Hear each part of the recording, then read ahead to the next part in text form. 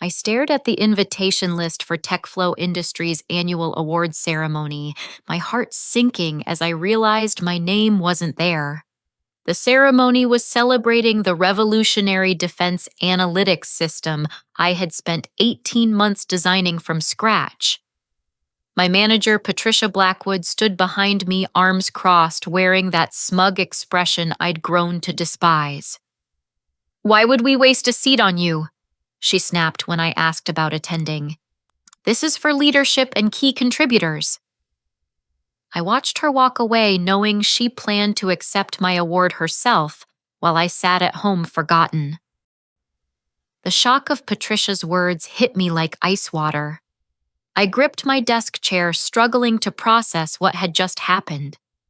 How could I be excluded from celebrating my own creation? The revolutionary defense analytics system wasn't just another project. It was my breakthrough, my masterpiece, my ticket to recognition in the defense technology world. 18 months earlier, I had walked through TechFlow Industries' gleaming headquarters in Arlington, Virginia, clutching my MIT computer science degree and burning with ambition. At 28, I'd already spent 5 years at smaller tech companies, but TechFlow represented the big leagues.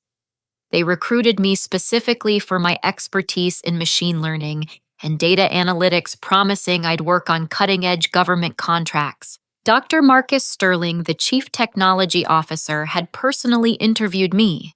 His silver hair and wire-rimmed glasses gave him the look of a distinguished professor, which matched his reputation as a brilliant strategist.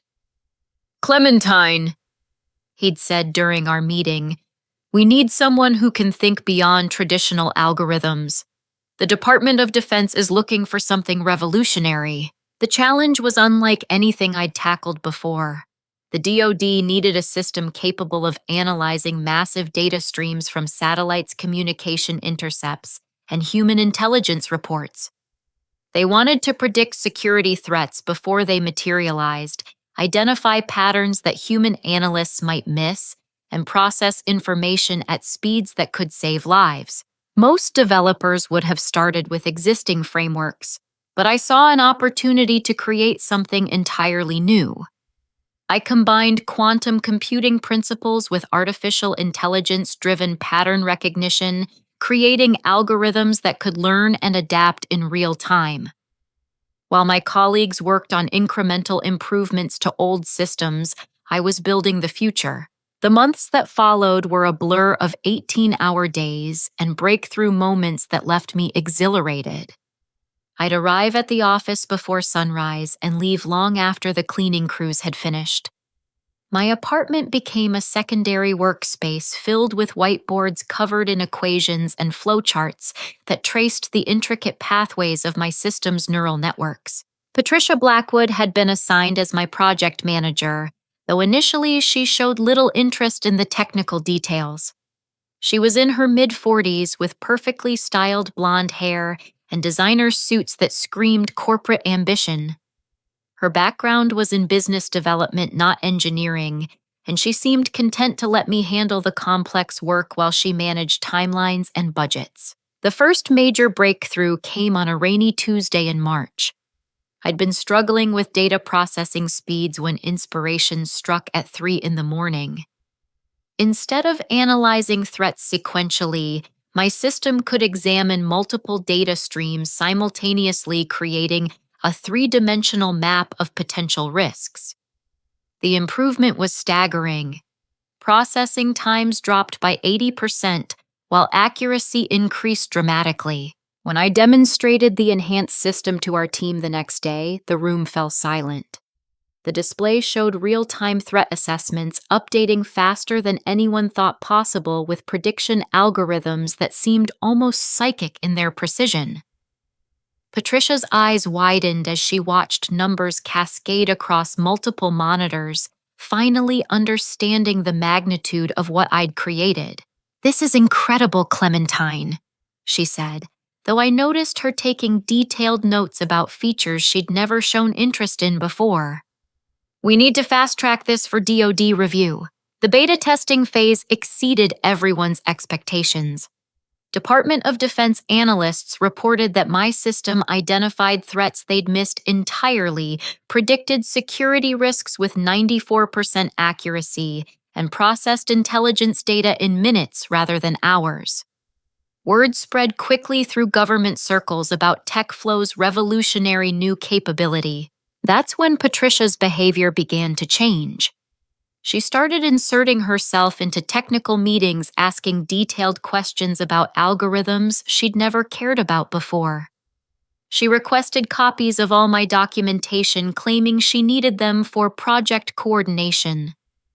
Most concerning, she began speaking to external contacts, as if she understood the system's inner workings intimately. I tried to give her the benefit of the doubt. Management required oversight after all, and Patricia had been supportive during the development phase. But something felt wrong when she began describing my innovations to visiting officials as our breakthrough approach and the vision we developed together. The warning signs became impossible to ignore when I overheard her phone conversation with a DoD procurement officer. She was explaining technical specifications with confidence that surprised me, using terminology she'd only learned from my reports. When she noticed me listening, her expression shifted to something I'd never seen before. Cold calculation mixed with defensive anger. "Is there something you need, Clementine?"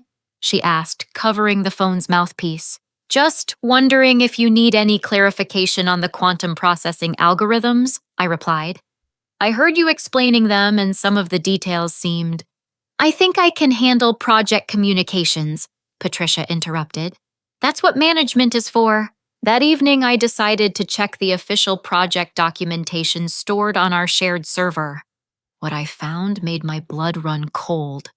Patricia had been systematically editing reports to minimize my contributions while emphasizing her own leadership and technical guidance. Sections describing my innovations were rewritten to suggest collaborative development with Patricia, positioned as the guiding force behind every breakthrough. But the worst discovery came when I found draft documents in her personal folder. Patricia had prepared award nomination paperwork for several industry recognition programs, listing herself as the primary developer and me as merely technical support staff who assisted with implementation details. I printed the documents with shaking hands, reading my life's work attributed to someone who couldn't write basic code if her career depended on it. The nomination forms described Patricia as a visionary leader who conceptualized and directed the development of revolutionary defense analytics capabilities. My role was reduced to providing technical assistance under executive guidance. 18 months of sleepless nights, breakthrough moments, and innovative solutions had been stolen with a few carefully crafted paragraphs. Patricia wasn't just taking credit for my work. She was erasing me from my own story. Confronting Patricia the next morning felt like walking into a lion's den. I found her in her corner office reviewing presentation slides that featured screenshots of my system alongside her professional headshot. The irony wasn't lost on me.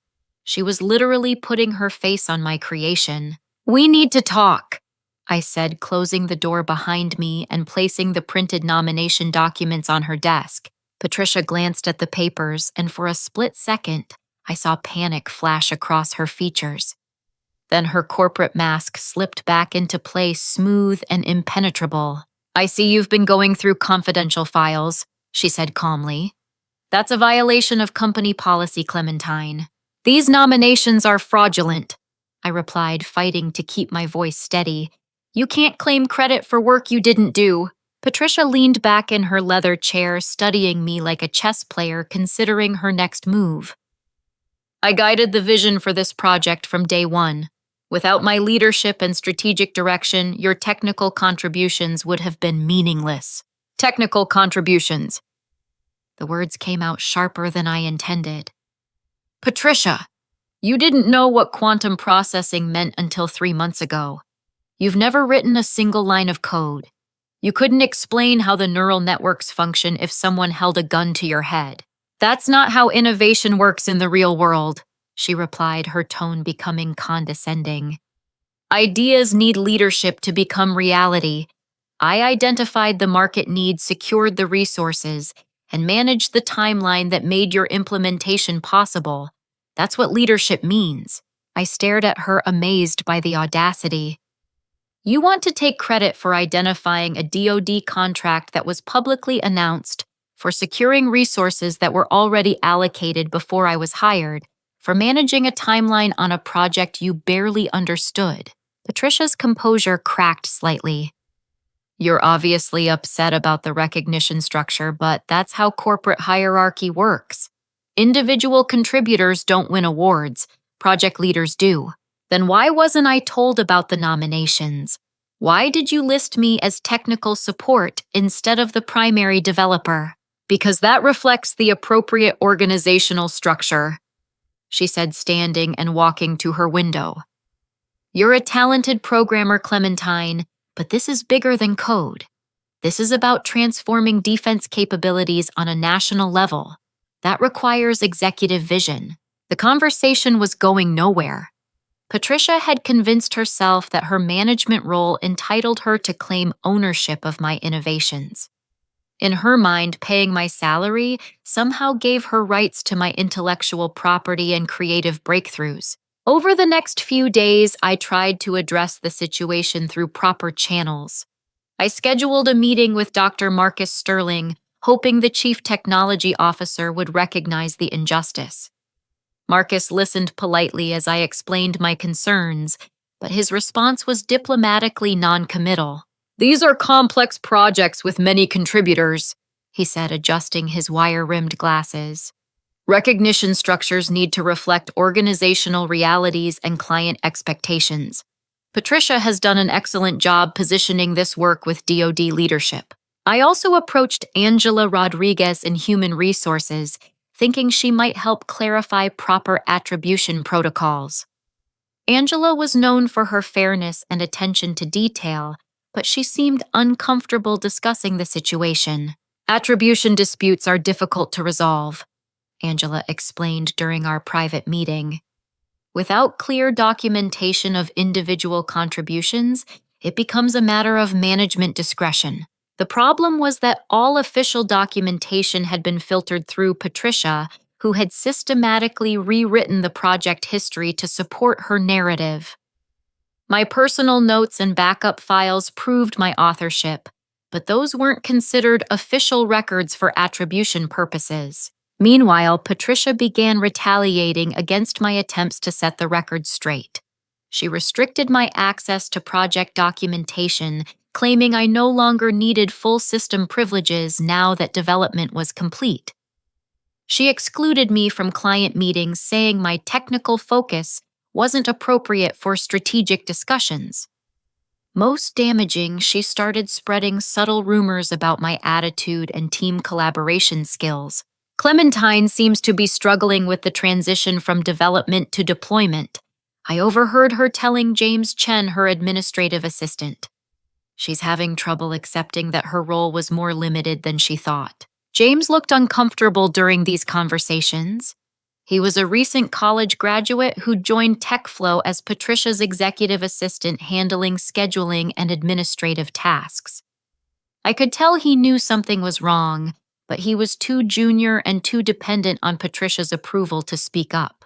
The office dynamics became increasingly toxic as other employees were forced to choose sides. Some colleagues who knew the truth about my contributions offered private support, but they were reluctant to challenge Patricia publicly. She controlled performance reviews, project assignments, and career advancement opportunities for everyone in our department. Dr. Sterling seemed willfully oblivious to the growing tensions, preferring to focus on the system's continued success rather than attribution disputes. As long as DoD officials were happy with the results, he saw no reason to investigate internal conflicts. The revolutionary defense analytics system continued generating outstanding results during its expanded testing phase. DoD analysts were amazed by its predictive capabilities and processing speed. Military commanders reported that threat assessments that once took hours were now completed in minutes with accuracy levels that seemed almost magical. But the system's success only intensified Patricia's efforts to claim ownership. She began giving interviews to defense industry publications describing herself as the architect of the breakthrough technology.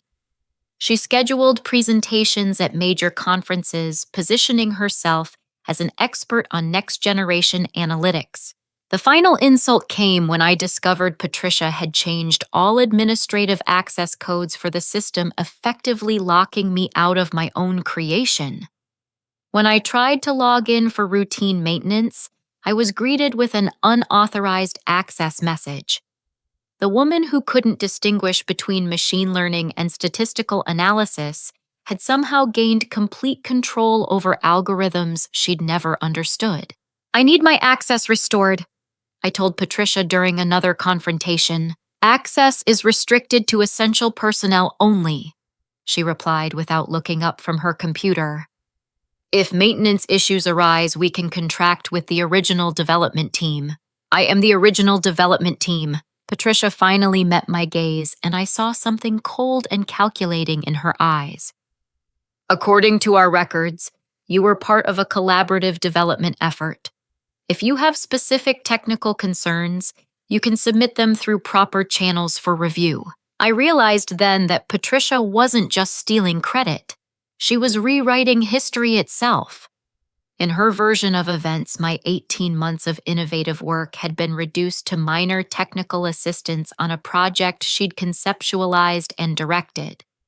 The woman who'd learned about quantum processing by reading my reports was now positioned as the visionary genius behind revolutionary defense technology. Standing in her office, looking at the presentation slides that featured my algorithms alongside her photograph, I understood that rational discussion was pointless. Patricia had committed herself to this deception so completely that she might actually believe her own lies. The only question now was whether I had the courage to fight back against someone who controlled every aspect of my professional life. The week leading up to the awards ceremony felt like psychological warfare. Every day brought fresh humiliations as Patricia systematically erased me from the story of my own innovation. She scheduled media interviews to discuss the breakthrough technology our team developed, speaking with the confidence of someone who'd spent years mastering advanced algorithms instead of months reading my documentation. I made desperate attempts to regain access to my system, hoping to gather evidence that would prove my authorship. But Patricia had been thorough. Every login credential had been changed, every administrative pathway blocked. The quantum processing algorithms I'd designed now existed beyond my reach, guarded by security protocols implemented by people who couldn't explain how they functioned. The irony was devastating. I'd created a system so innovative that major defense contractors were already trying to reverse engineer its capabilities, yet I couldn't even view my own source code. Patricia had stolen not just credit for my work, but access to the work itself. During this period, I was contacted by David Morrison, an investigative journalist who specialized in defense industry reporting. David had noticed discrepancies in Patricia's public statements about the technology, particularly her use of technical terminology that seemed memorized rather than understood. "I've been following your system's development," David told me during a phone call. "Patricia's interviews are impressive, but something feels off about her explanations. She describes quantum processing like someone reading from a script." David's observation was perceptive. I'd noticed the same thing during Patricia's conference presentations. She could recite technical specifications perfectly, but stumbled when asked follow-up questions that required deeper understanding. It was as if she'd memorized my reports without comprehending their underlying concepts. My suspicions were confirmed when I discovered Patricia had been using an earpiece during live interviews, receiving technical answers from someone off camera. James Chen, her assistant, had been feeding her information during media appearances, reading from my detailed documentation to help her sound knowledgeable about algorithms she'd never designed. The setup was elaborate and carefully orchestrated. Patricia would schedule interviews in conference rooms where James could sit nearby with my technical files connected via wireless earpiece. When journalists asked complex questions, she'd pause thoughtfully while James whispered the appropriate responses. To outside observers, she appeared to be a brilliant innovator carefully considering her words. In reality, she was an actress playing a role written by someone else. The awards ceremony itself was scheduled for a Friday evening at the Grand Ballroom of the Meridian Hotel in downtown Washington. TechFlow had reserved an entire section for employees and executives with special seating for key contributors near the front. The Revolutionary Defense Analytics System was nominated in 3 categories, with Patricia listed as the primary nominee for all awards. I spent that Friday working from home, unable to concentrate on anything except the ceremony happening without me. Local news stations were covering the event live, describing it as a celebration of American innovation in defense technology. The irony was bitter. My greatest professional achievement was being celebrated while I sat alone in my apartment, watching someone else accept recognition for my work. The live coverage showed Patricia arriving in an elegant black dress, posing for photographers outside the hotel. She carried herself with the confidence of someone who belonged among the industry's elite innovators. When reporters asked about her groundbreaking system, she delivered polished sound bites about revolutionary approaches to threat assessment and next-generation analytics capabilities. Inside the ballroom, the ceremony began with presentations honoring various achievements in defense technology. I watched on my laptop screen as camera shots revealed hundreds of industry professionals, government officials, and military leaders gathered to celebrate innovation and excellence. The event represented everything I'd worked toward my entire career, and I was experiencing it as a spectator instead of a participant. When they announced the Revolutionary Defense Analytics System as winner of the Innovation Excellence Award, Patricia walked gracefully to the podium amid thunderous applause. She accepted the crystal trophy with practiced humility, delivering an acceptance speech that credited her team's collaborative efforts while positioning herself as the driving force behind the breakthrough. This system represents a new paradigm in defense analytics. Patricia told the audience, her voice carrying perfectly through the ballroom's sound system. We recognized that traditional approaches were insufficient for modern threats, so we developed quantum processing algorithms that could adapt and learn in real time. The result is technology that doesn't just analyze data, it predicts the future. Every word of her speech described my innovations using language I'd written in technical reports. She spoke about quantum neural networks and adaptive prediction matrices with the fluency of someone who'd spent months learning my terminology. The audience was mesmerized, convinced they were hearing from a brilliant visionary who'd revolutionized defense technology. But the ceremony's most painful moment came when Department of Defense officials presented a special contract extension worth $60 million for continued development of the Blackwood system, my technology now named after the woman who'd stolen it.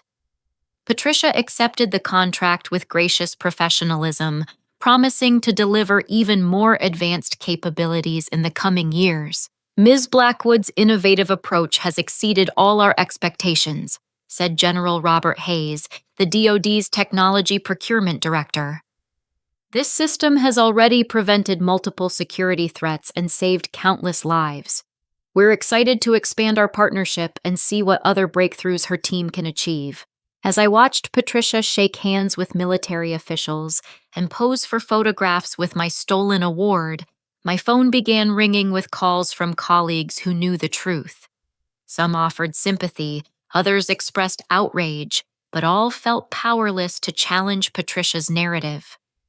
She controlled the official records, the media relationships, and the executive support needed to maintain her deception. The ceremony concluded with Patricia's announcement of her promotion to Senior Director of Innovation, a position that would give her control over multiple defense contracts and a team of 50 engineers.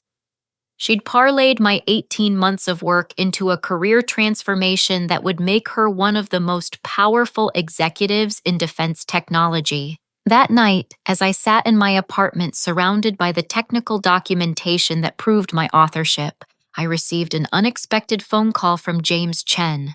Patricia's assistant sounded nervous and conflicted, speaking in hushed tones as if afraid of being overheard. "Clementine, I need to tell you something important," James said. "But you can't tell anyone this came from me." "What is it?" "Patricia's been meeting with executives from Raytheon Defense Systems," he whispered. "She's planning to sell them the core algorithms from your system. Not the whole program, just the quantum processing modules that make it work. She thinks she can license the technology to multiple contractors without DoD knowing about it." The revelation hit me like a physical blow. Patricia wasn't just stealing credit for my work. She was planning to sell my innovations for personal profit, potentially compromising national security in the process. The algorithms she wanted to license contained classified methodologies developed specifically for government use. Sharing them with competing contractors wouldn't just be fraud, it would be treason. "How do you know this?" I asked.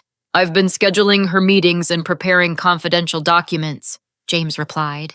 "She's had 3 dinner meetings with Raytheon executives this month. They're offering her $2 million for exclusive access to the algorithms, plus consulting fees if she helps them implement similar systems. That's not just theft, that's espionage." "I know," James said quietly. "That's why I'm calling you. This has gone too far.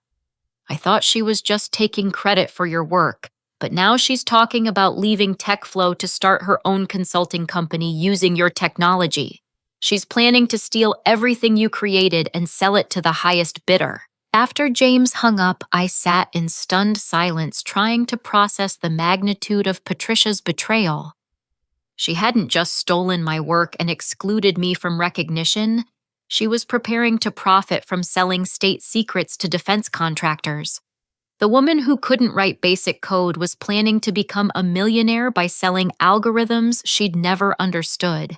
That's when I realized rational approaches and proper channels had failed completely. Patricia controlled every official avenue for addressing the situation, and she was about to escalate her theft into actual treason. If I wanted justice, I would have to take decisive action myself. I spent the rest of that night gathering every piece of evidence I could find: backup files, email records, technical documentation, and proof of my authorship that existed outside Patricia's control. By morning, I had assembled a comprehensive case that would expose her fraud and prove my ownership of the revolutionary technology she'd stolen. It was time to write the email that would change everything. Saturday morning found me at my kitchen table with 3 cups of coffee and a laptop loaded with 18 months of evidence that would destroy Patricia Blackwood's career and expose her criminal conspiracy. The email I was about to compose would be the most important document I'd ever written, not because of its technical complexity, but because it would determine whether truth or deception prevailed. I started by creating a comprehensive list of recipients who needed to know the truth. This couldn't be a private complaint or internal corporate communication. Patricia's fraud involved government contracts and national security, which meant federal agencies needed immediate notification. The primary recipients included General Robert Hayes at the Department of Defense, FBI agent Sarah Michelle in the Cybercrime Division, Dr. Marcus Sterling and the TechFlow Board of Directors, and David Morrison, the investigative journalist who'd already noticed inconsistencies in Patricia's story. I also copied former colleagues who could verify my expertise, university professors who remembered my graduate research and defense industry publications, that had unknowingly promoted Patricia's lies. The email's subject line had to capture the gravity of the situation without sounding like spam or conspiracy theories. Urgent fraud and espionage alert regarding revolutionary defense analytics system. Evidence of systematic deception and planned technology theft by TechFlow executive. I began the message by clearly identifying myself and establishing my credentials. My name is Clementine Hayes, the primary architect and sole developer of the revolutionary defense analytics system, currently deployed by the Department of Defense through TechFlow Industries. I am writing to expose systematic fraud, intellectual property theft, and planned espionage activities that threaten national security. The opening section documented my educational background, previous work experience, and the specific circumstances of my hiring at TechFlow. I explained how I was recruited specifically to develop advanced analytics capabilities and given complete technical responsibility for the project. This established my legitimate authority to speak about the system's development. Next, I provided detailed technical specifications that only the true creator could know. I described the quantum processing algorithms in precise mathematical terms, explaining how neural network architectures integrated with machine learning frameworks to achieve unprecedented analytical capabilities. I included code snippets, algorithm flowcharts, and technical diagrams that existed in my personal files, but were never shared in official documentation. The evidence section was methodical and devastating. I attached screenshots of original design documents with timestamps proving my authorship months before Patricia claimed credit. I included email chains showing her initial lack of technical knowledge and gradual adoption of my terminology. Most damaging, I provided server logs proving that all innovative code modules originated from my workstation and user account. Patricia Blackwood's role was purely administrative. I wrote, she managed schedules and budgets but contributed zero technical content to this system. Her recent claims of innovative leadership are demonstrably false, as proven by the attached documentation showing she learned about quantum processing by reading my reports. I detailed Patricia's systematic campaign to steal credit, including the falsified nomination documents, edited project reports, and media interviews, where she claimed expertise she'd never possessed. I explained how she'd locked me out of my own system and excluded me from the awards ceremony celebrating my work. But the email's most explosive section revealed Patricia's criminal conspiracy, according to reliable sources within TechFlow. Ms. Blackwood is currently negotiating to sell classified algorithm specifications to Raytheon Defense Systems for personal profit. This constitutes not only intellectual property theft, but potential espionage, as the algorithms in question were developed specifically for government use and contain classified methodologies. I provided James Chen's contact information as a witness to Patricia's meetings with Raytheon executives, though I protected his identity by describing him only as a TechFlow employee with direct knowledge of these activities. I also included details about the proposed $2 million payment and consulting arrangement that would give Raytheon access to government-funded innovations. The email concluded with a clear call for immediate investigation. I respectfully request urgent federal investigation of these activities before Ms. Blackwood can complete her planned technology transfer. The revolutionary defense analytics system represents critical national security infrastructure that must not be compromised by corporate fraud and personal greed. I attached dozens of supporting documents, technical specifications, development timelines, code repositories, email records, and backup files that proved my authorship beyond any reasonable doubt. The evidence package was so comprehensive that Patricia would have no plausible defense against charges of fraud and attempted espionage. Before hitting send, I read through the entire email 3 times, checking every detail for accuracy and ensuring the tone remained professional despite my emotional investment. This wasn't a personal attack or emotional outburst. It was a methodical presentation of evidence by the legitimate creator of revolutionary technology. At exactly 9:37 on Saturday morning, I pressed send and watched the email disappear into cyberspace, carrying with it the power to expose Patricia's crimes and restore my rightful recognition. Then I closed my laptop, packed a small bag, and drove to my parents' house in Baltimore, knowing that my life was about to change dramatically. The first responses arrived within 2 hours. General Hayes's office sent an automated acknowledgement, but the FBI response came from Agent Michelle herself. Ms. Hayes, thank you for this information. We are initiating immediate investigation and will contact you within 24 hours to discuss your allegations. Please preserve all evidence and avoid discussing this matter with TechFlow personnel. By evening, David Morrison had called to confirm he was preparing a major investigative story for Monday publication. Clementine, this is huge, he said. I've been verifying your technical claims with independent experts, and they confirm that only someone with your specific expertise could have created these algorithms. Patricia's interviews suddenly make perfect sense. She was reading your work verbatim. Sunday brought even more dramatic developments. Dr. Marcus Sterling called personally, his voice tight with concern. Clementine, we need to discuss your allegations immediately. The FBI contacted our legal department yesterday and the board is convening an emergency meeting tomorrow morning. I told you months ago that attribution was wrong, I replied calmly. Now you're discovering it was also criminal. If your claims are accurate, this represents a massive failure of corporate oversight, Sterling admitted.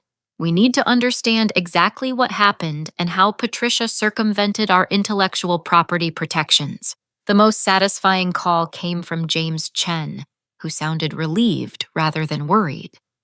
Clementine, I already spoke to FBI agents yesterday.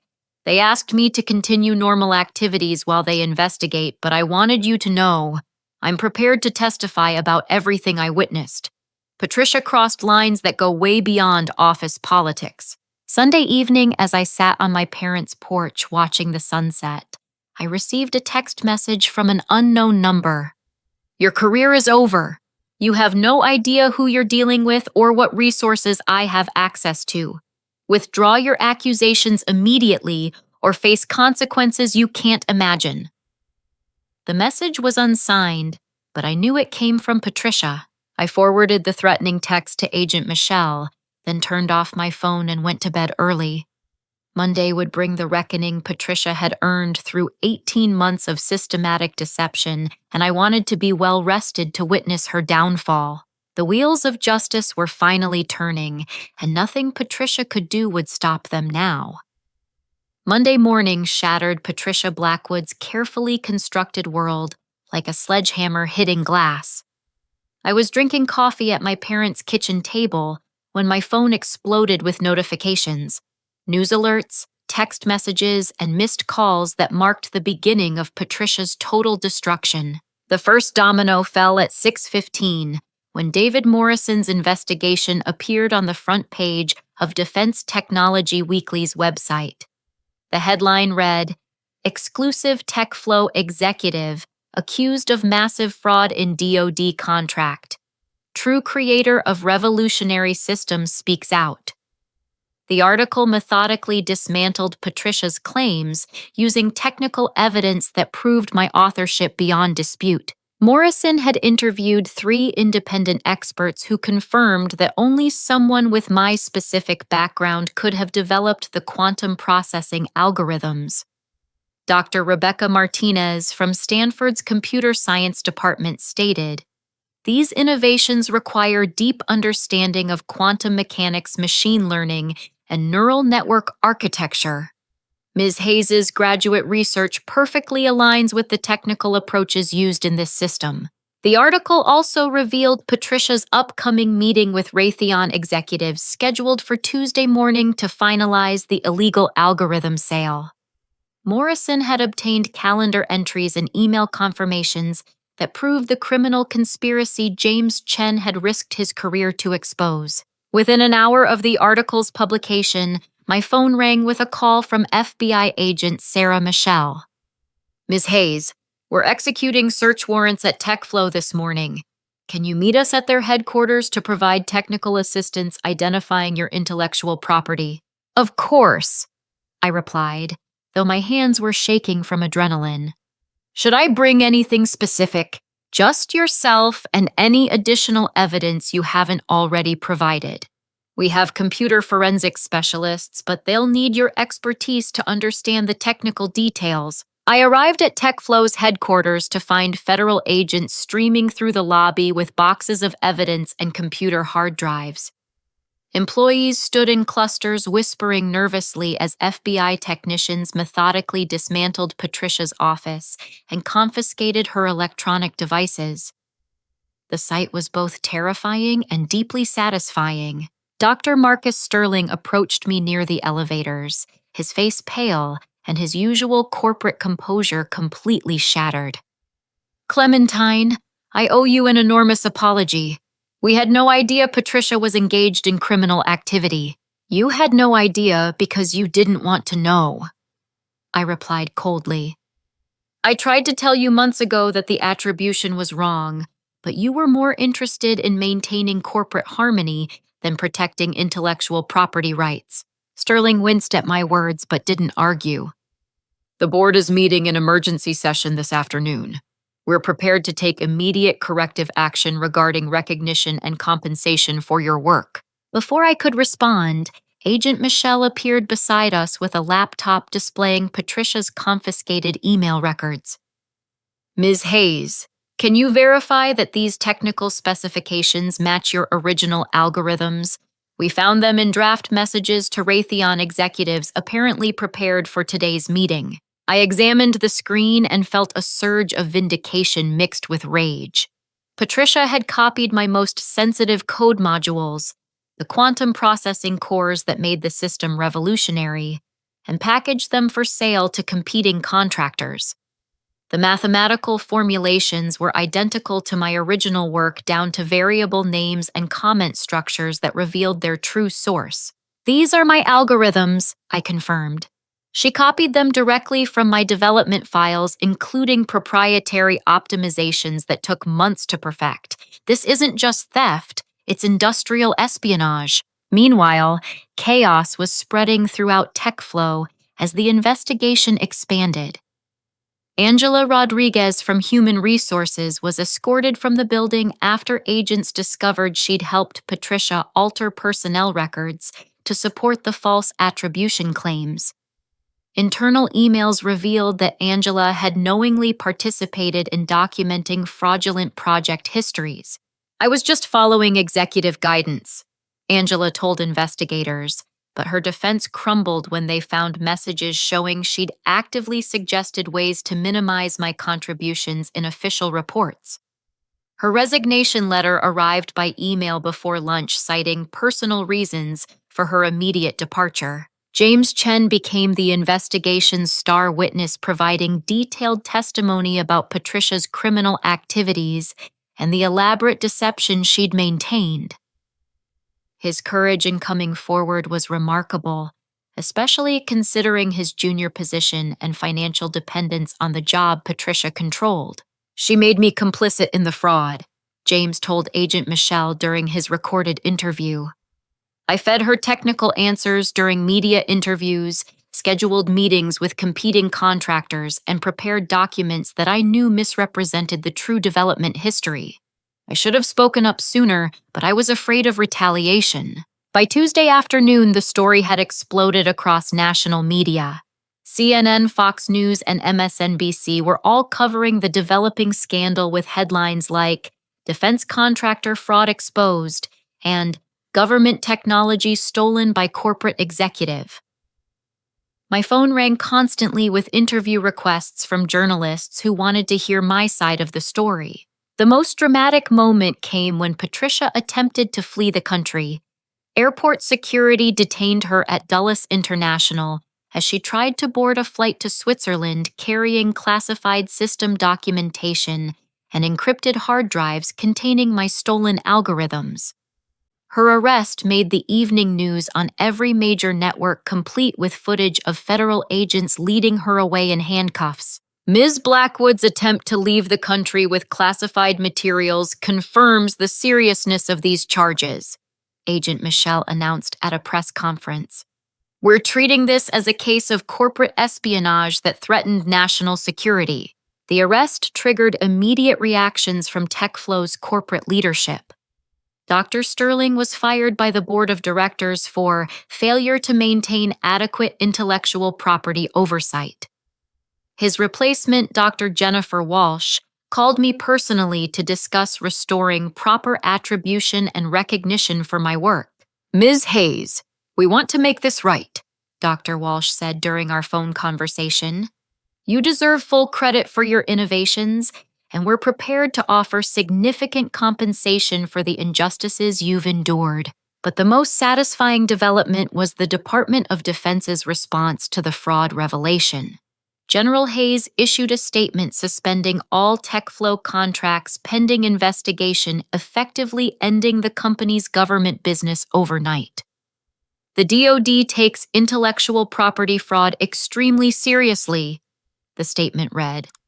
We will not work with contractors who engage in deceptive practices or threaten the security of our classified technologies. TechFlow's stock price collapsed within 48 hours as investors realized the company's primary revenue source had been eliminated.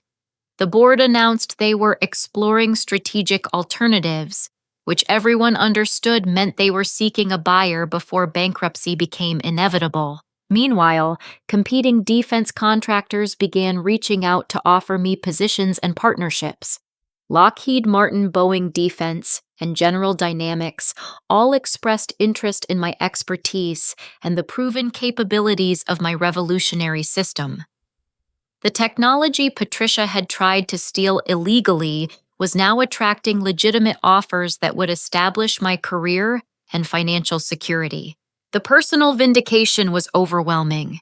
Colleagues who'd remained silent during Patricia's campaign of deception now contacted me with apologies and offers of support. University professors sent congratulatory messages about my innovations, finally receiving proper recognition. Even former classmates who'd followed the story in news coverage reached out to celebrate my vindication. But perhaps the most meaningful moment came when James Chen called to thank me for giving him the courage to do the right thing. I was terrified of speaking up, he admitted.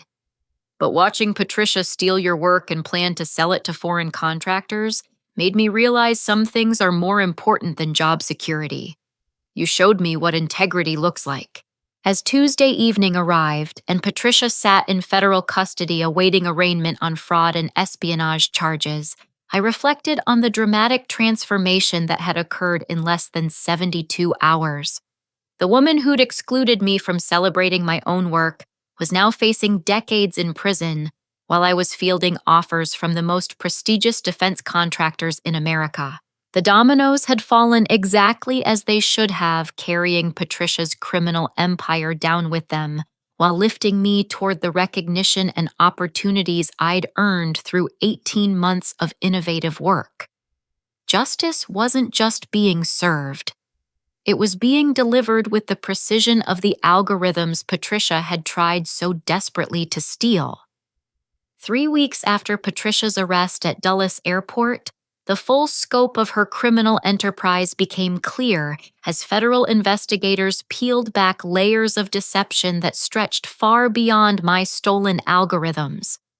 What they discovered was a pattern of intellectual property theft that had victimized multiple employees over several years, making Patricia's fraud a systematic operation rather than an isolated incident.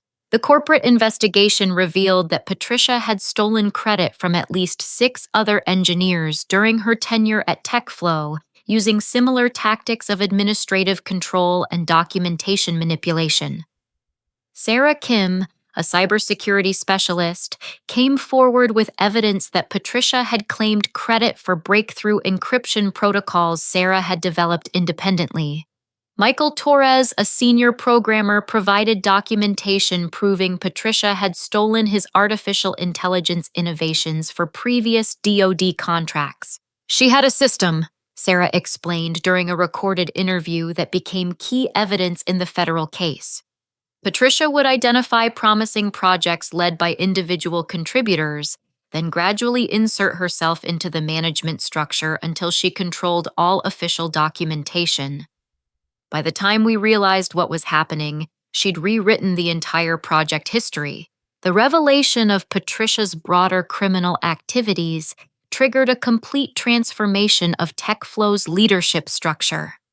The board of directors fired 3 additional executives who'd enabled or ignored the systematic fraud, including Patricia's direct supervisor and the legal counsel who'd helped alter intellectual property records. Dr. Jennifer Walsh, the new CEO, implemented comprehensive reforms designed to protect individual contributors and prevent future theft. We're completely restructuring our attribution and recognition systems, Dr. Walsh announced during a company-wide meeting. Every technical innovation will be documented with encrypted timestamps, multiple verification sources, and independent review processes that can't be manipulated by management. The Department of Defense's response was swift and decisive.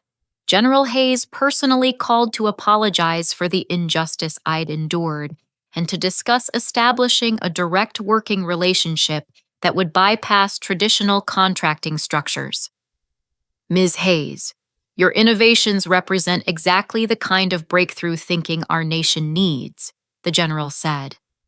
We want to ensure you have the resources and recognition necessary to continue this important work. The offer that followed exceeded my wildest expectations.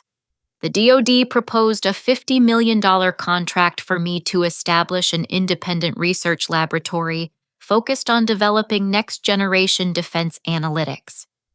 The agreement would give me complete intellectual property rights, full creative control, and official recognition as the primary innovator behind revolutionary defense technologies. This contract represents a new paradigm for government technology development, General Hayes explained during our meeting at the Pentagon. Instead of working through large contractors who might misrepresent individual contributions, we're partnering directly with the innovators themselves. The contract signing ceremony took place in the Pentagon's prestigious Hall of Heroes, with military officials and technology leaders gathered to witness the historic agreement. As I signed documents that would establish my financial independence and professional vindication, I thought about the journey that had led to this moment, from excluded observer to celebrated innovator in less than a month. Meanwhile, Patricia's criminal trial preparation revealed the devastating personal and professional consequences of her choices. Federal prosecutors announced they would seek maximum sentences on charges including fraud conspiracy, attempted espionage, and theft of government property. Her defense attorney struggled to construct any plausible explanation for activities that had been documented in exhaustive detail. Ms. Blackwood's actions represent a massive betrayal of trust that threatened national security. Prosecutor Amanda Chen announced during pretrial hearings, she systematically stole the work of talented Americans and attempted to sell their innovations to competing contractors for personal profit. The media coverage transformed me from unknown engineer to symbol of innovation and persistence. Defense Technology Weekly featured me on their cover with the headline, "Justice Served, the True Architect of Revolutionary Defense Analytics Speaks Out." The article detailed my educational background development process and the systematic fraud I'd overcome to achieve proper recognition. CNN invited me for a live interview that reached millions of viewers nationwide. The segment focused on intellectual property protection and the importance of recognizing individual innovators in corporate environments. Clementine Hayes represents everything that's right about American innovation, the host concluded. Her story proves that truth and talent will ultimately prevail over deception and theft. But the most meaningful recognition came from the engineering community itself. The Institute of Electrical and Electronics Engineers awarded me their prestigious Innovation Medal for groundbreaking contributions to defense analytics and quantum processing applications. MIT invited me to deliver the keynote address at their annual Technology Leadership Conference, where I spoke to packed auditoriums about integrity, persistence, and the importance of protecting intellectual property rights. The financial opportunities were equally transformative. Beyond the DoD contract, I received offers from venture capital firms interested in commercializing my innovations for civilian applications. Tech giants like Google, Microsoft, and IBM expressed interest in licensing my quantum processing algorithms for cloud computing applications. The technology Patricia had tried to steal illegally was now generating legitimate opportunities worth hundreds of millions of dollars. 6 months after Patricia's arrest, I stood in my new laboratory headquarters in Reston, Virginia, watching a team of brilliant engineers work on next-generation defense systems under my leadership. The facility buzzed with creative energy as researchers explored applications I'd only dreamed about during those lonely nights developing the original algorithms. James Chen had joined my team as Director of Operations, his courage in exposing Patricia's crimes earning him a senior position in the new organization. "I learned that doing the right thing is never wrong," he said during his first day orientation. "Even when it seems risky, integrity is always the safest choice." Dr. Marcus Sterling, meanwhile, had taken a position with a small consulting firm after his termination from TechFlow. He sent a handwritten letter apologizing for his failure to support me during Patricia's campaign of deception. "I prioritized corporate harmony over truth," he wrote. "That was a fundamental failure of leadership that I'll regret for the rest of my career." TechFlow Industries filed for bankruptcy protection within 8 months of Patricia's arrest, unable to survive the loss of all government contracts and the massive legal costs associated with the fraud investigation. The company's collapse served as a powerful reminder that organizations tolerating systematic deception face inevitable consequences. But perhaps the most satisfying moment came when Patricia was sentenced to 12 years in federal prison for her crimes. As I watched her led away in handcuffs, I felt a profound sense of closure and justice.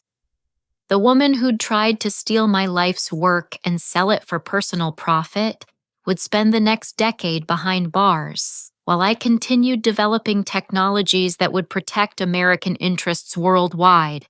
The experience had transformed me from vulnerable individual contributor to confident leader with the resources and recognition necessary to pursue my most ambitious innovations. Patricia's attempt to destroy my career had ultimately launched me toward opportunities I never could have imagined, proving that truth and talent are more powerful than deception and theft. Standing in my laboratory that evening, surrounded by the quantum processing displays that had started this entire journey, I realized the most important lesson wasn't about corporate fraud or intellectual property protection. It was about having the courage to fight for what's right, even when victory seems impossible and the odds are stacked against you. 1 year after Patricia Blackwood's sentencing, I stood before the Senate Armed Services Committee to testify about intellectual property protection in defense contracting. The hearing room was packed with senators, military officials, and technology leaders gathered to address systemic problems that Patricia's case had exposed throughout the defense industry. "Ms. Hayes, your experience represents a fundamental failure of oversight that could have compromised national security," Senator Elizabeth Warren stated during my testimony. "What changes do you recommend to prevent similar fraud in the future?" I had spent months preparing for this moment, developing comprehensive recommendations based on painful personal experience and extensive consultation with legal experts and technology professionals. The proposals I presented would transform how government contracts protected individual innovators and prevented systematic attribution fraud. Honorable Senators, we need mandatory attribution documentation with encrypted timestamps that management cannot alter, I explained. Every technical contribution must be verifiable through independent systems that preserve the true development history. The legislation that emerged from these hearings became known as the Hayes Innovation Protection Act, establishing unprecedented safeguards for individual contributors working on government contracts. The law required detailed attribution tracking whistleblower protections and criminal penalties for executives who misrepresented intellectual property ownership.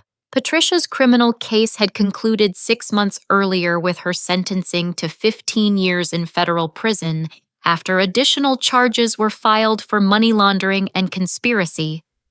The judge's comments during sentencing reflected the severity of her crimes.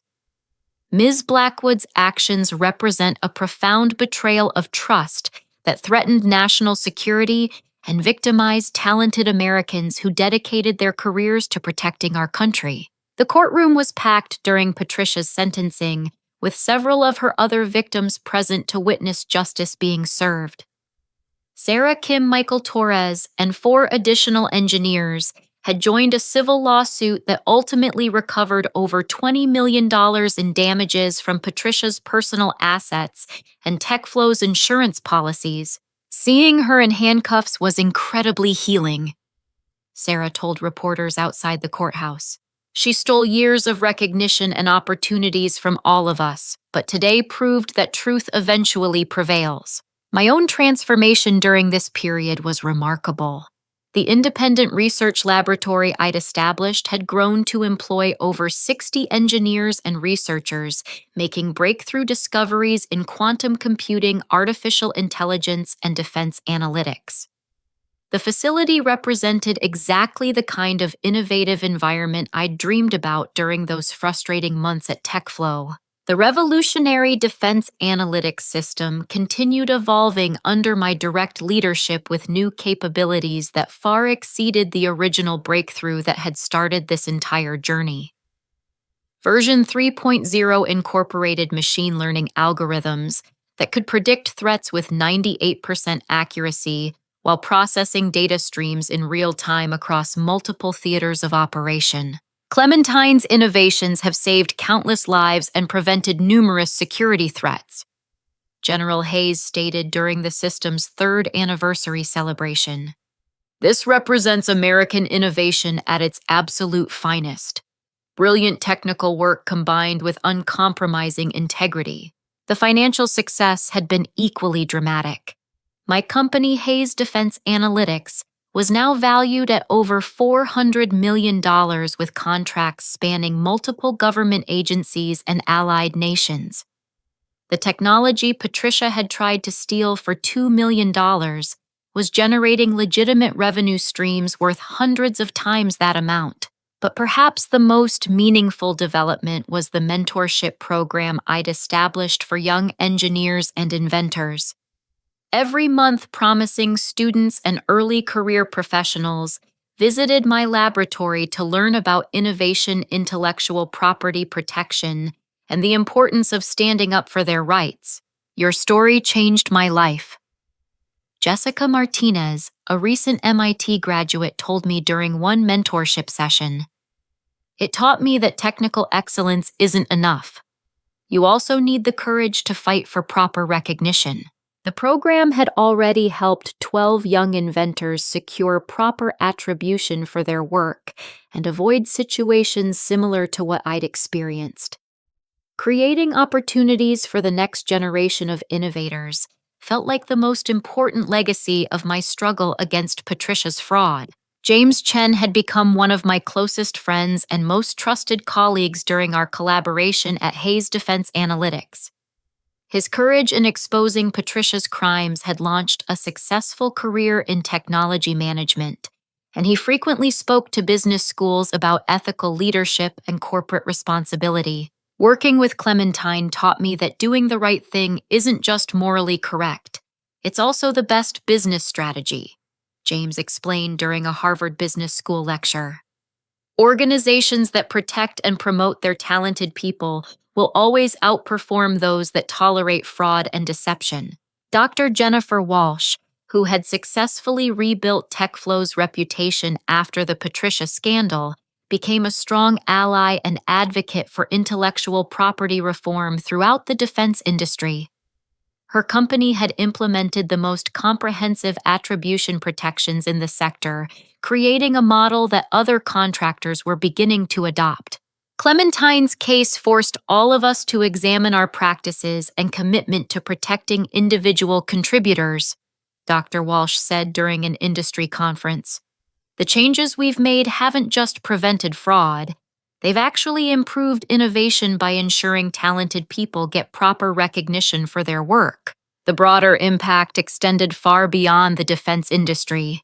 Technology companies throughout Silicon Valley and beyond had strengthened their intellectual property protections and attribution processes, recognizing that systematic fraud represented both legal and competitive risks they could no longer ignore. 3 universities established scholarship programs in my name to support students pursuing careers in defense technology and cybersecurity.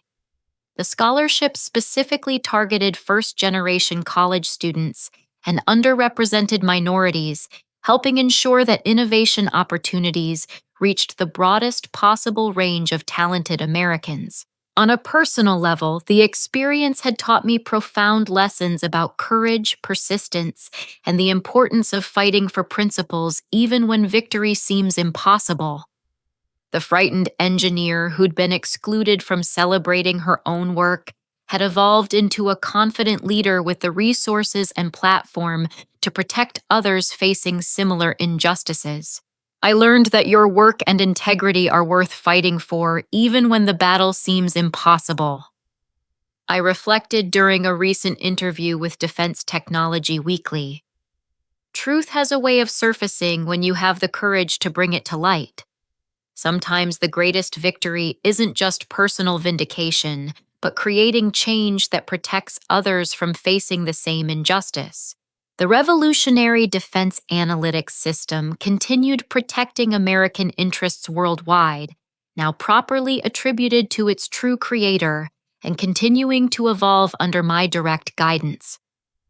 The quantum processing algorithms that Patricia had tried to steal were saving lives, preventing attacks, and maintaining technological superiority for the United States and our allies. Standing in my laboratory on the anniversary of Patricia's arrest, surrounded by brilliant colleagues working on innovations that would shape the future of national security, I felt a profound sense of completion and purpose.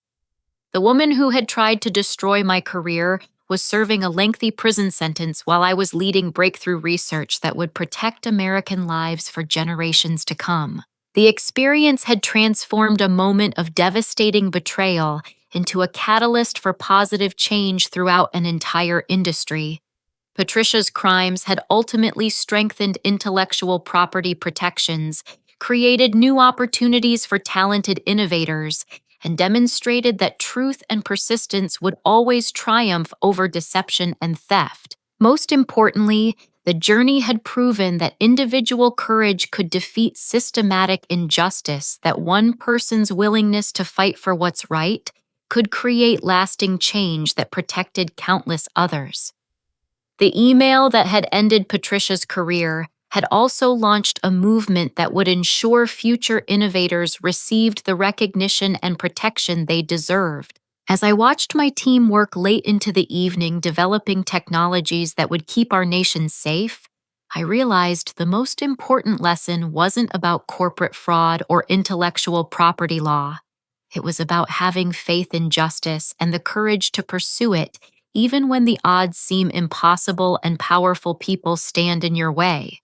The truth had indeed set me free, and in doing so, it had created opportunities to build something far greater than anything Patricia could have stolen. Sometimes the greatest victories come not from avoiding injustice, but from transforming it into a force for positive change that benefits everyone who comes after you. Have you ever had to fight for recognition of your own work or ideas? How do you think companies can better protect individual contributors from having their innovations stolen by managers or executives? I'd love to hear your thoughts and experiences in the comments below. If this story resonated with you, please like this video, subscribe for more stories about overcoming workplace injustice, and share it with anyone who might be facing similar challenges. Thank you for listening, and remember that your courage to stand up for what's right can change not just your own life, but the lives of countless others who follow in your footsteps. Until next time, keep fighting for truth and justice in everything you do.